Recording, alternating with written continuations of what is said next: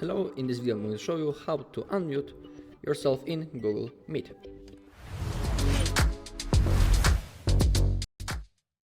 Okay, so currently I'm during a call and you can see that my microphone is currently muted. You can see it right in here down below.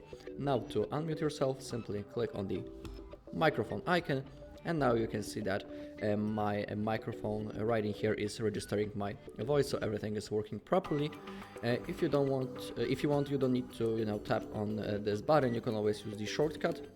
You can hold Ctrl and then press D on your keyboard, and as you can see, I also have been unmuted successfully. Alright, that's all in this video. Thank you all for watching. If you found this video helpful, please leave a like, comment and subscribe.